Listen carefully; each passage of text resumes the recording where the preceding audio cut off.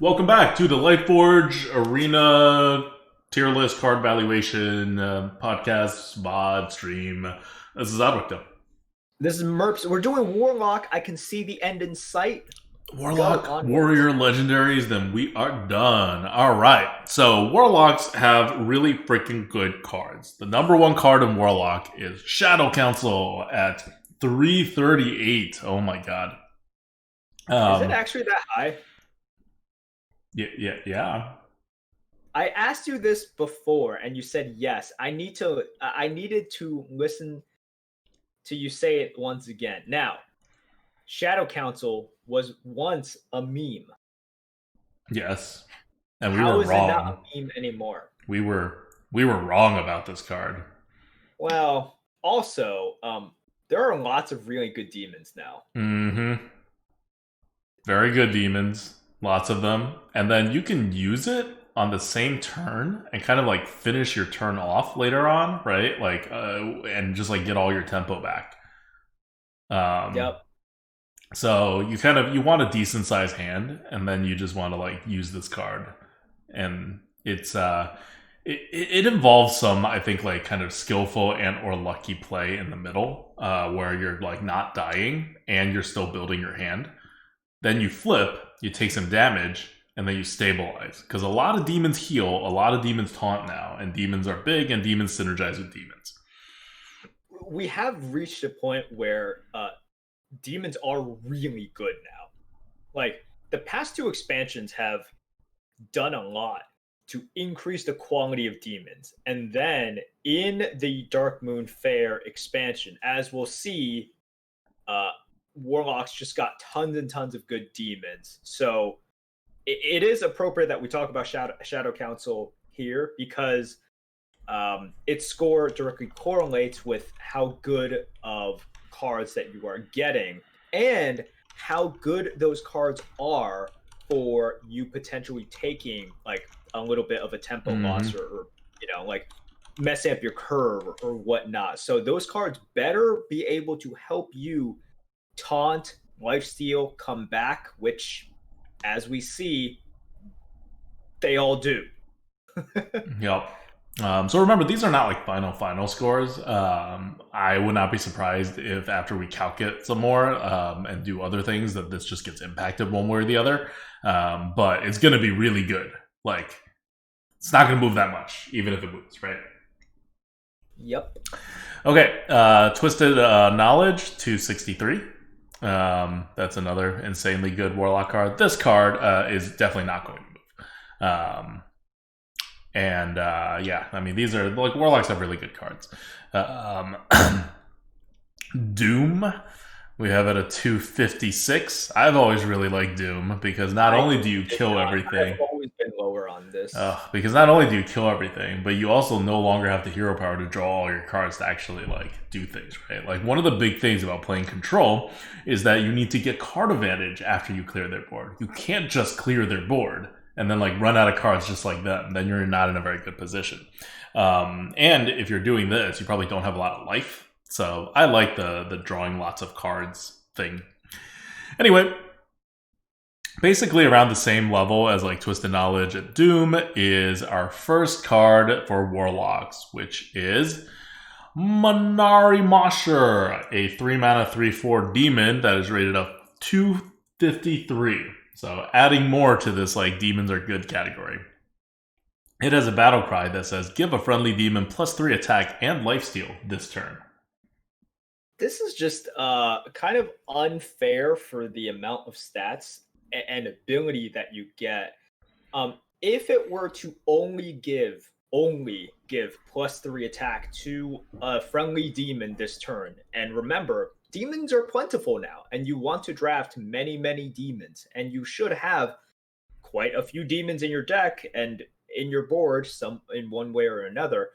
If it only gave +3 attack, it would already be super duper busted.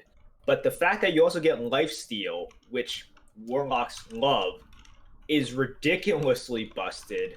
And it means that you kind of just have to clear Warlocks of demons, or try anyways, because between this card and also between like, for example, the enhanced Dreadlord, it's going to be hard to keep finishing Warlocks off. And if you just keep playing Warlocks on the board as well, then the Warlocks are happy because they have limitless amounts of card draw. So just stupidly good with this effect. And that's it. You're just getting way too much for 3 mana. Mm-hmm. Way too much. Okay, next we have another card that is basically the same level of ridiculousness. Like, this is ridiculousness that some classes don't even like have any cards that reach, and Warlock has a whole bunch. It is epic. It is 250. Oh, I actually have the real score for this. 250 was a placeholder. The real score for this, I think, is 230 something, but it doesn't matter. It's just really good. And it is epic. It is a Cascading Disaster. 4 mana, destroy a random enemy minion, like Deadly Shot. Corrupt once to destroy 2 random enemy minions. Corrupt again to destroy 3 random enemy minions. So if you're just destroying 1 random enemy minion, like, it's an expensive Deadly Shot, it's not particularly great, but I mean, Warlocks really don't have a lot of ways of hard removing. So even like just as a hard removal, it's not like a terrible card.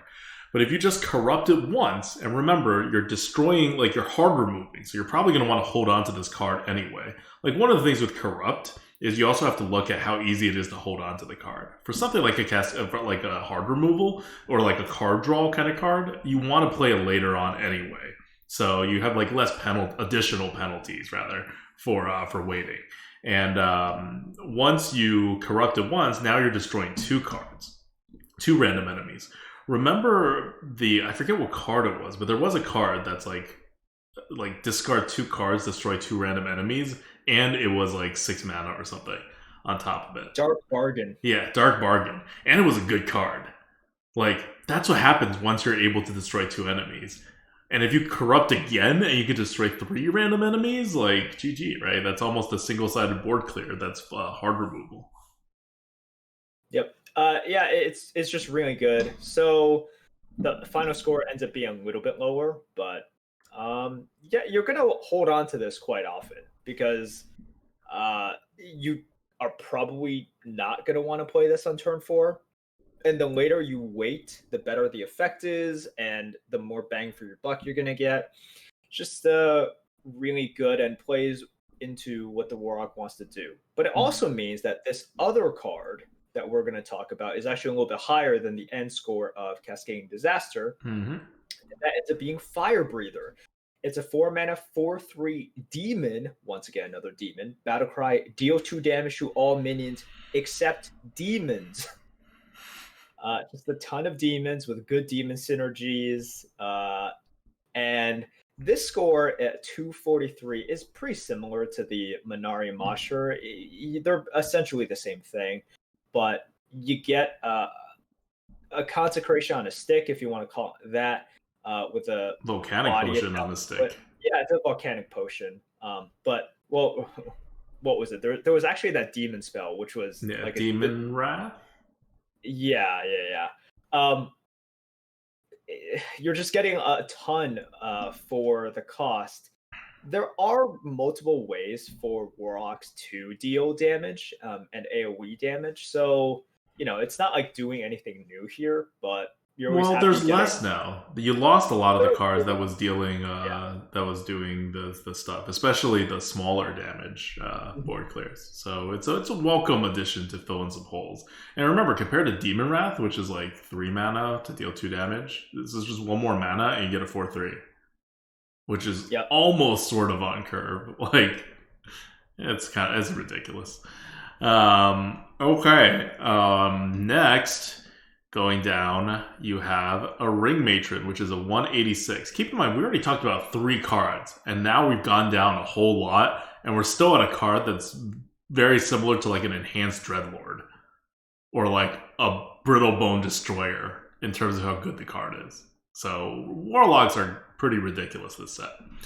Ring Matron is a 6 mana 6/4 demon with taunt, and the Death Rattle summon 2 3/2 imps. So like Eccentric Scribe and how bad Eccentric Scribe was. Well, Blizzard heard you and gave it taunt, and then instead of making it put out dumb 1/1s, it has 2/3/2s. Oh, and they're all demons. The Yeah. initial body is a demon. The imps are demons. They're all demons. Everything's a demon.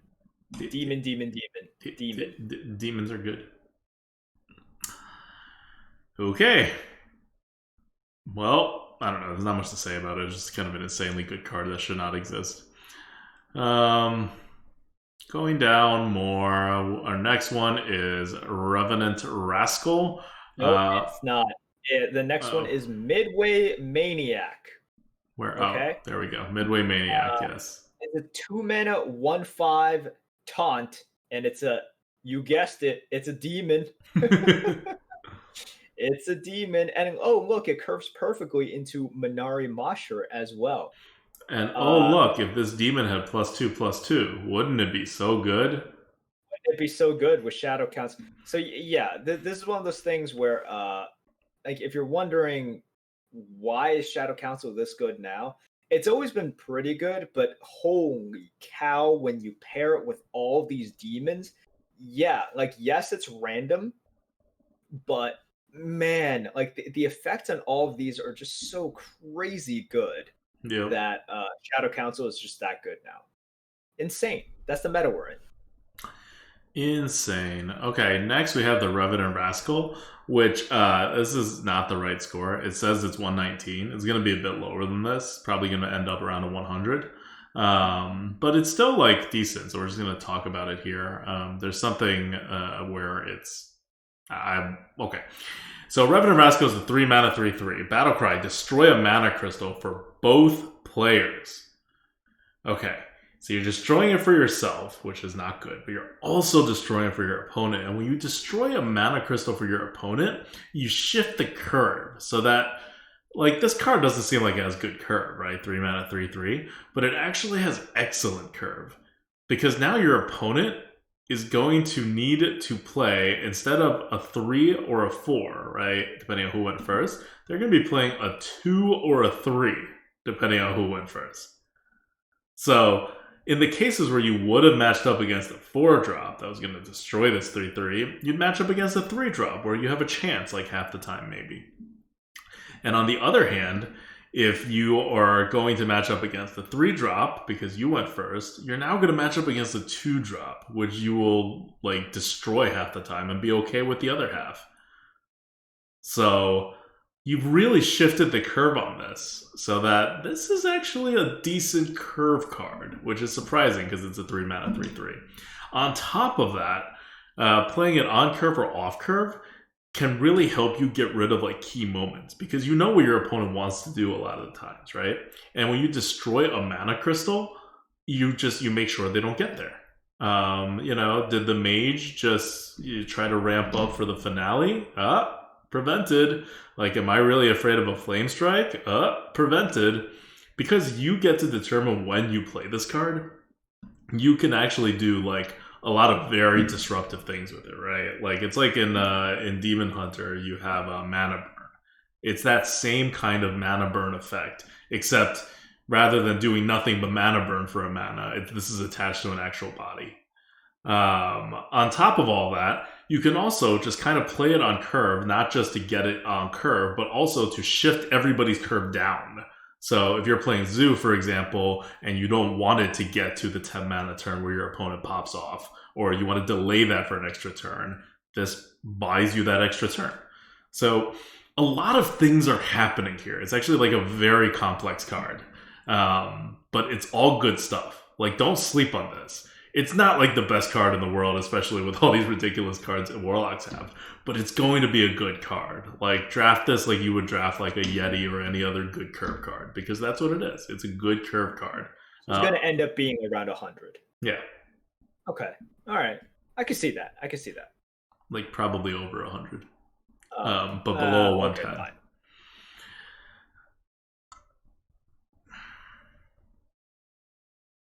all right. What's next? Free emission. Oh, great. Free emission. three mana card that says draw two minions, like an Arcane Intellect. If they're both demons, reduce their cost by 2. Okay, so yes, you want your deck to be all demons because demons are great, but this is the arena, so you're not gonna have that many demons. And if you don't have that many demons, it's gonna be hard to make sure that the 2 cards that you draw are both demons. So this is going to trigger very, very infrequently. And instead, it just becomes 3 mana, draw 2 minions. And that's not so great. And then card draw is not so great in Warlock. So this card is not so great. Yes. Good job. Okay. Last, we have Wicked Whispers. 1 mana spell. Discard your lowest cost card. Give your minions +1/+1. So, in order to give your minions that are on the board +1/+1, you have to use up 2 cards and a mana. Mark of the Lotus exists without a downside. Well, Mark of the Lotus is also one of the best cards ever. But not in this meta. Yeah, fair. But yes, it costs a little bit too much. Just a little bit.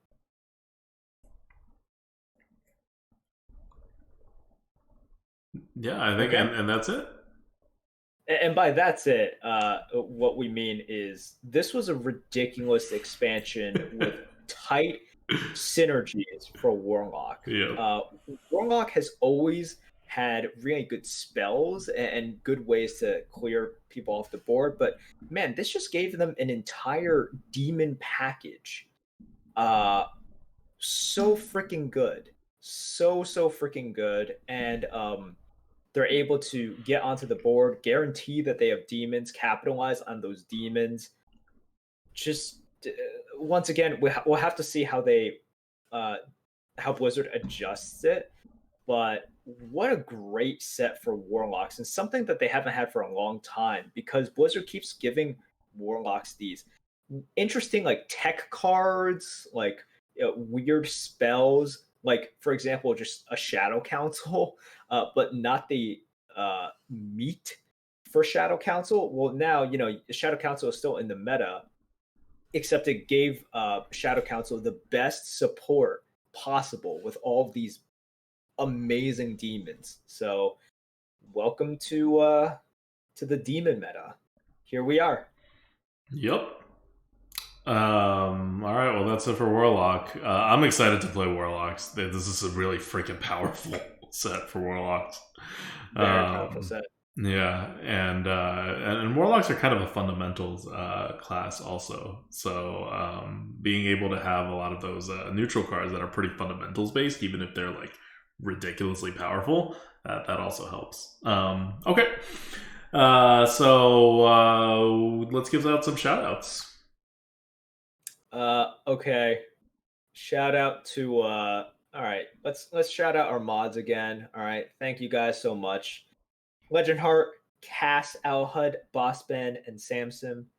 Thank you guys for it's late, and I know a lot of you guys have been here like the entire freaking time. And we appreciate that. Thank you. Thank you for listening to our ramblings. We appreciate you. Thank you, thank you, thank you. All right. We're doing Warrior next, our last class before we hit the legendaries. Until then, this is Adwicton. Merps, bye guys.